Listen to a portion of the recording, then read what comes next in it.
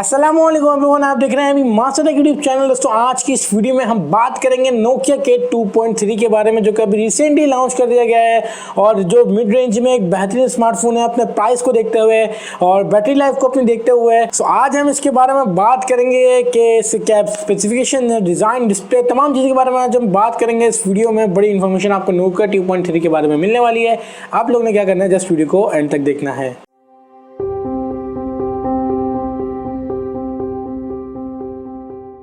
Okay guys, तो आपको पता होगा कि नोकिया 2.3 को पाकिस्तान के अंदर लॉन्च कर दिया गया है। अगर नहीं पता तो मैंने बता दिया। इसका जो मेन हाईलाइटेड फीचर यहाँ पे बताया जा रहा है कि पहले से नोकिया के तमाम कैमराज से बेटर कैमराज इसके अंदर लगाए गए हैं और इसके अलावा यहाँ पर आपको जो बैटरी टाइमिंग नोकिया से दावा करता है कि 2 डेज की देखने के लिए मिलती है। फर्स्ट ऑफ ऑल अगर हम बात करते हैं इसके फ्रंट के डिजाइन और डिस्प्ले के बारे में, फ्रंट की अगर हम पहले बात कर लेते हैं तो 6.2 इंचेस का आपको यहाँ पर एक स्क्रीन देखने के लिए मिलता है। यहाँ पर आपको वाटर ड्रॉप नॉच देखने के लिए मिलती है। इसके बेजल्स जो है वो काफी ज्यादा थिक है, मतलब एज कम्पेयर टू यहाँ पे हम मॉडर्न अगर हम देखें आजकल जो स्मार्टफोन आ रहे हैं, कंपनीज क्या कोशिश कर रही है कि जो बेजल्स हैं उसको कम से कम रखा जाए और यहाँ पर नोकिया ने थिक बेजल्स दिए हैं, मतलब ज़्यादा बेजल्स दिए हैं जो कि मुझे इतने ज़्यादा अच्छे नहीं लगे हैं। और स्क्रीन रेजोल्यूशन की अगर हम बात करते हैं तो वो भी यहाँ पर 720p आपको प्रोवाइड की जा रही है इस प्राइस टैग के अंदर, जो कि मुझे नहीं लगता, क्योंकि इसके अंदर रैम 2 GB की लगाई गई है। तो इसलिए मुझे कंसिडर करते हुए थोड़ा ये प्रॉब्लम का सामना ये हो रहा था कि इसके अंदर अगर ये 1080p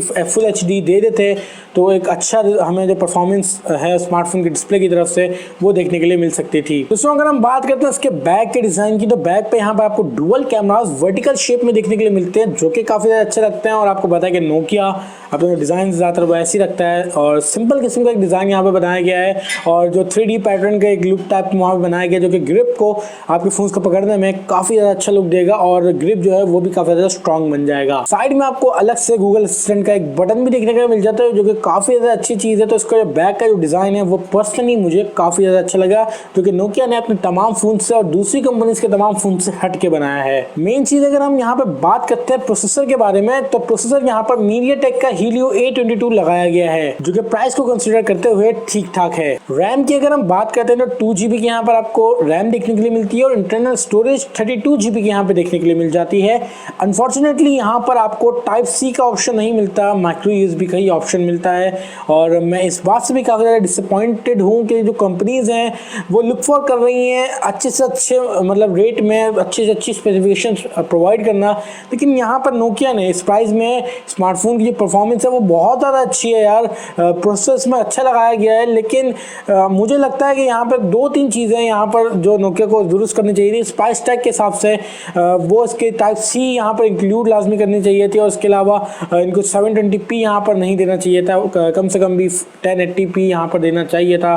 फुल HD यहाँ पर ज़रूरी था। बैक पर अगर हम कैमरा की बात करें तो पहला कैमरा जो है वो 13 मेगापिक्सल का है, जो कि मेन कैमरा है, प्राइमरी कैमरा है, और सेकेंडरी जो उसका कैमरा है वो है 2 मेगापिक्सल का डेप्थ सेंसर। दोस्तों अगर फ्रंट के सेल्फी कैमरा की बात कर लिया तो 5 मेगापिक्सल का आपको सेल्फी शूटर देखने के लिए मिलता है, जो कि प्राइस टैग को देखते हुए ठीक है। बैटरी की यहाँ पर अगर हम बात कर लें तो यहाँ पर बैटरी नोकिया ने हाईलाइट की है, जो कि ये कहा गया है कि 2 डेज यहाँ पर आपको बैटरी लाइफ देखने के लिए मिलती है। और उसकी बैटरी की अगर हम बात करें तो 4000 mAh की यहाँ पर एक बैटरी लगाई गई है, जो कि हम पहले कई बार अपने और स्मार्टफोन्स में देख चुके हैं। और ऐसा नोकिया का कहना है कि ये जो 4000 mAh की बैटरी है 2 दिन चलेगी, तो मैं इस बात से इत्तेफाक नहीं करता। वेल, तो अगर प्राइस की बात कर लें तो प्राइस की जो रखी गई है 18,300 के अंदर इसको पाकिस्तानी मार्केट में लॉन्च किया गया है।